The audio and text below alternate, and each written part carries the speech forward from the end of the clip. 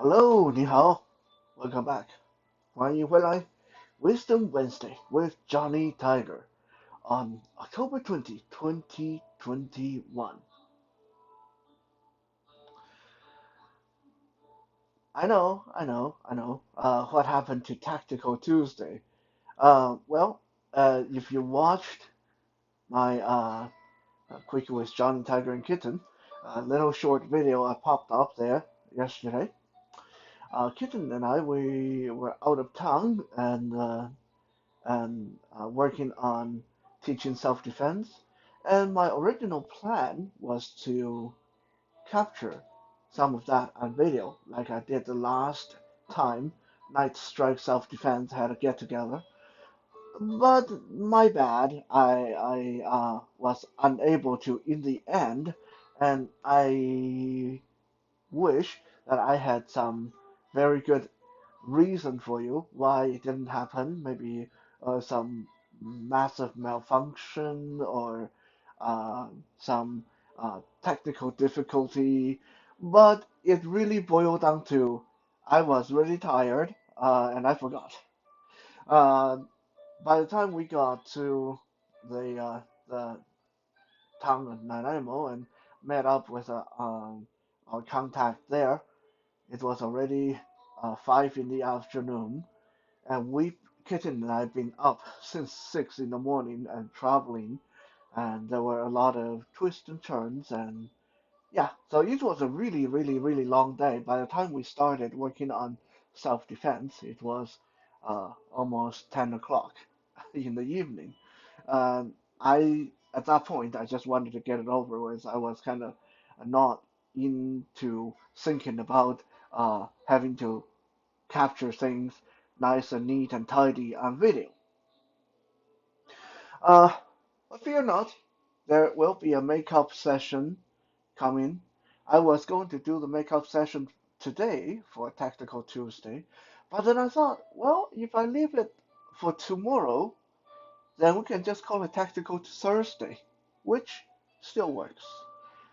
Yeah, I know, I'm being a little bit lazy, but hey, whatever works. It was another long day today. We were up at again 6:30 in the morning, and we just got home at around 5 o'clock in the afternoon. So after 2 days of this, both of us very tired. Honestly, probably not in the best form to get that kind of strenuous activities on video. So I thought I just do something a little bit more low key, like Wisdom Wednesday, and we'll do something more energetic tomorrow. All right? All right. Yeah, I'm glad everyone agree with me. Yeah, not like you could disagree at this point. But anyway, as the weather started to get colder here in Canada, rain and wind, and um, we are averaging around 45 or 50 Fahrenheit every day. One particular food is on my mind more and more.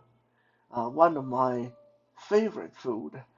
Those of you who remember the early days of the Johnny Tiger Experience podcast, or some of my early videos, uh, and if you hop over to the official video for the Johnny Tiger documentary, where we have uh, those early video uh, demos, you can still remember this.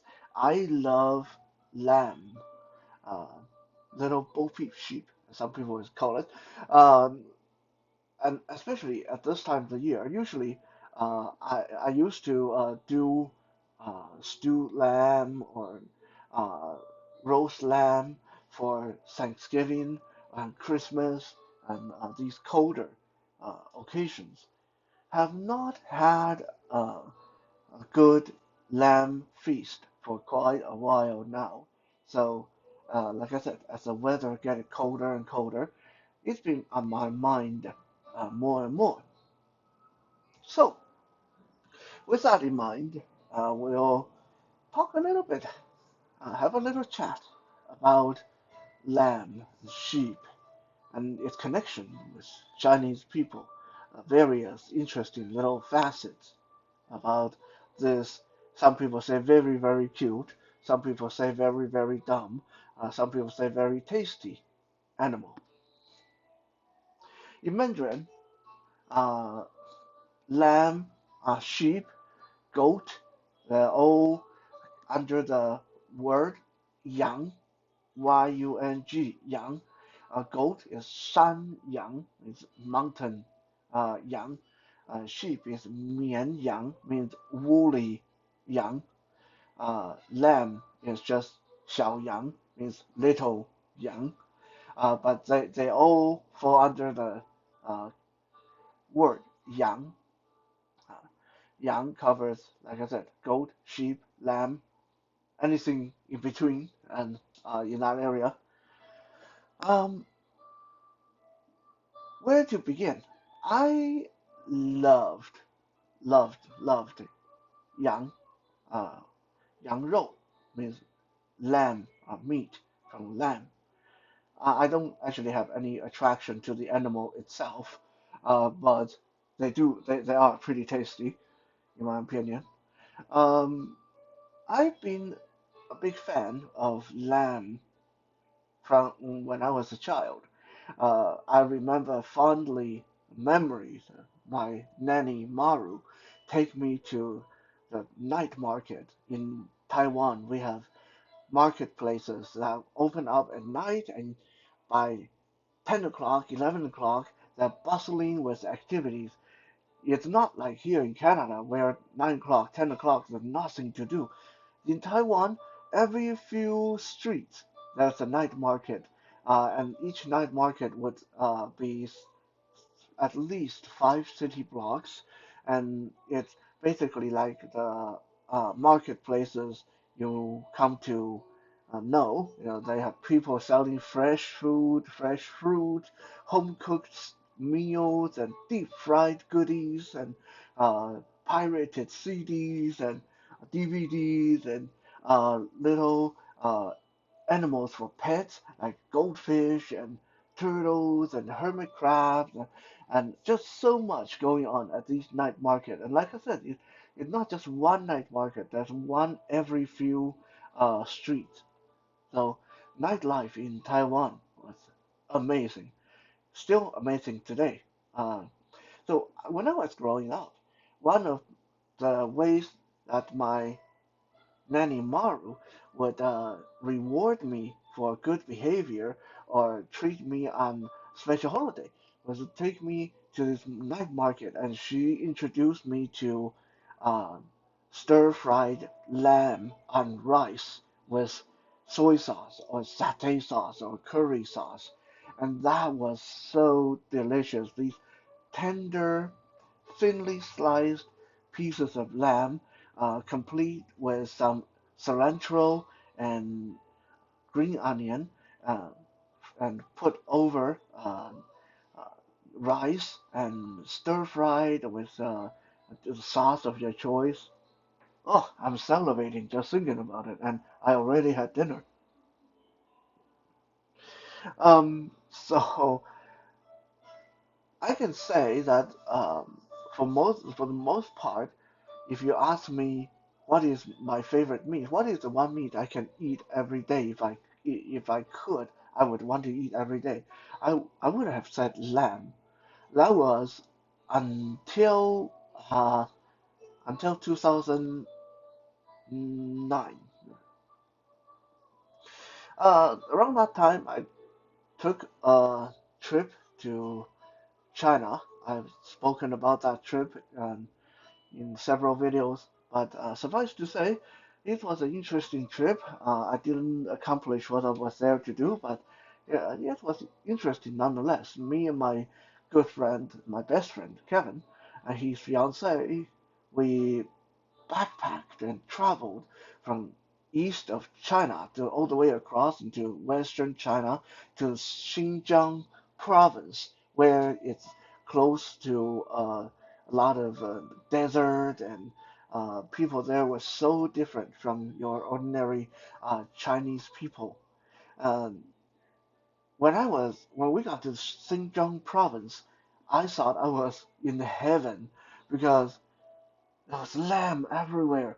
Um, Other places in China, you see a lot of beef and chicken and pork, fish and shrimp and all that stuff. Like, it's a very mixed diet, just like you see here in North America.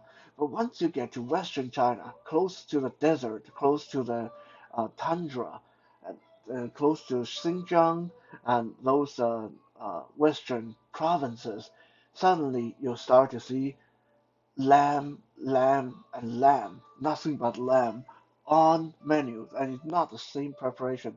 There's like 100 different dishes with lamb in it. You can get lamb for breakfast, you can lamb for lunch, you can lamb for dinner. You can eat lamb every day, and you don't have to repeat a dish. It's different dish every day, different preparation, but everything with lamb.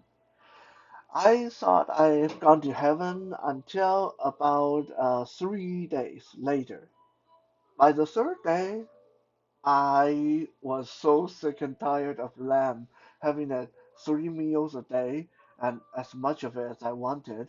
So I indulged myself, gorged myself on the first 2 days, and by the third day, I was kind of scared of it. But we had no choice. It's still lamb, lamb, nothing but lamb on the menu. By the time I left China, I went almost a whole year. I didn't want to even smell lamb. I was so overdosed with lamb. It was ridiculous.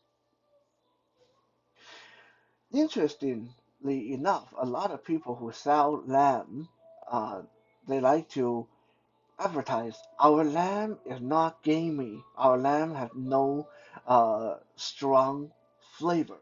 It's not doesn't have that gamey flavor. That is actually a bit of a ironic way to advertise your lamb, because if you are like me, if you are a person who like lamb, then you know that people who eat lamb eat it for that gamey flavor. Like people who really like beef like that gamey, little bit strong beef flavor. That's why we eat it. If it doesn't have that flavor, then we might as well eat pork. Uh, that particularly a little bit wild, a little bit gamey flavor that you get in beef and mostly in lamb, in Mandarin, that is called shan, Shung, shan, mean gaminess. Now, this is a little trivia, just to show you that that flavor was supposed to be there. In beef and lamb, that flavor called shan, gaminess. In seafood, that fishy smell, fishy taste of the sea. A lot of people, again, they like to advertise our oyster, our fish that do not taste fishy. That fishy taste is called xing, Shing. Okay, so on the fish is that strong odor, strong flavor called xing. On the lamb and beef is called shan. When you put the two words side by side, xin and shan, it creates a Chinese word for xiang, X-I-A-X-I-A-N-G. Xiang means delicious.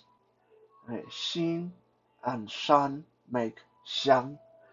That's how the Chinese character come together. So just from that, we can see that when Chinese people created the word for delicious, they were thinking of this two particular odor and flavor. Fish, seafood must taste like the sea. Uh, Lamb and beef should taste gamey. Of course, if it's so fishy that it makes you nauseous just smelling it, if it's so gamey that it makes you sick just tasting it, then there's something wrong with the cook.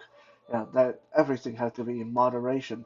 That flavor have to be there, but that flavor have to be balanced off with other ingredients, other flavors as well. Nowadays, um, eating lamb is a little bit of a taboo. Almost feel you almost feel guilty unless you're from Western China. Like from if you're from Eastern China, Southern China, if you're from Taiwan, and you tell people you like to eat lamb, 9 out of 10 people give you that kind of a look or reaction like, "Ooh, really? Ooh, what's wrong with you? What? Why?" It's like you did something that is totally unacceptable. It's like you're some creature from another planet.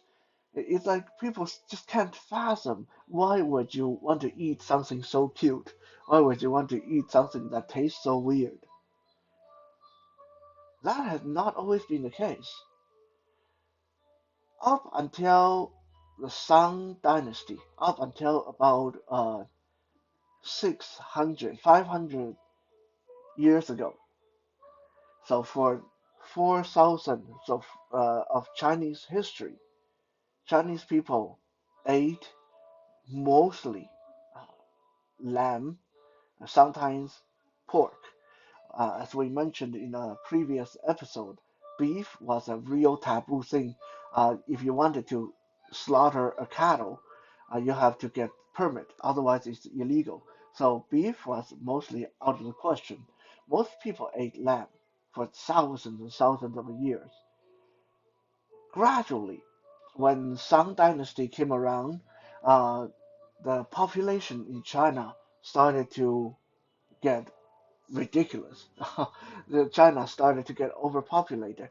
There's not enough land, not enough land to raise sheep, and of course, not enough land to uh, keep goat around. So people started to turn to raising pigs. Pigs are easy to raise. You just need a pen for them, and they eat almost anything. Goat and sheep a lot harder because they only eat well hay or grass or mm, they only eat a certain kind of stuff. They're not like pigs. Pigs easy, really easy to feed. So more and more people turn to raising pigs because of the lack of space, lack of resources.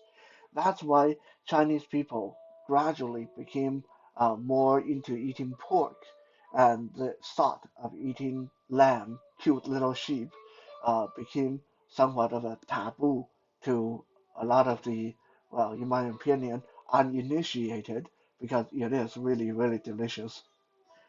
That's what I think anyway. Um, Another interesting fact about how Chinese people eat lamb, depending on if you are from the border of the Great Wall region, uh, so closer to the edge of China, as versus if you are from the more interior, closer to the Great River and the valleys, people eat and enjoy their lamb differently. Um, if you go to Taiwan, if you go to interior, like middle of China, closer to the Great River Valley, Canton, a lot of those provinces, Shanghai, um, you'll notice that lamb there are almost exclusively stewed or used in stir fries or cooked in soup. They like to make a lot of lamb soup, and they're really, really delicious and really good at keeping you warm in the winter time. And suddenly, as you get to the edge of China, when you get close to the edge of the Great Wall, people start to barbecue their lamb and grill and smoke their lamb. And you don't see lamb in uh, soup or stew anymore. There is actually a reason for that. And this is why. Primarily, people who live close to the border uh, back in the good old days were heavily influenced by Mongolian people and the barbaric tribes outside the Great Wall.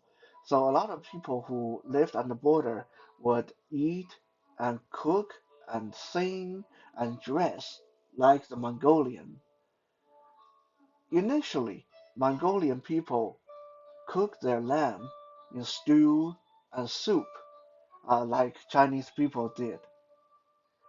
But here's the thing: Mongolian people were really, really good at raising great horses, great flocks of sheep, great cattle. They were great herdsmen, but they were not very good at crafting. They're not very good at making uh, ornaments or utensils or tools. They're not very good at that. So for thousands of years, Mongolian people get their pots and pan and stuff like that from China. They have to import it or get China to export it. They would uh, exchange livestock for pots and pan and other things that you need in the kitchen. Now, when Mongolian people started to become a problem and started to invade China and harass Chinese border, the Chinese emperor at the time, this was about 600 years ago, during the Tang Dynasty, and then later during the Ming Dynasty, the Chinese emperor decided that if we want to defeat the Mongolian, we got to stop them from being able to cook. So, with one of the first law being put in place was no more pots and pans or any utensils, any appliances could be exported to Mongolian people, could be sold to Mongolian people. Suddenly, Mongolian people had a problem on their hand. They didn't have pots, they didn't have pans, they couldn't stew, they couldn't make soup. So gradually they adapted and they turned to barbecuing and grilling. They will put the whole entire sheep, entire cattle, entire animal on the spit and roast it over open fire. This way they wouldn't need pans or pots and they could still enjoy their lamb. This is why that along the border, people gradually got used to barbecuing, grilling their lamb, while interior Chinese people from the more centralized parts of China still enjoy stewed and soup and stir fry.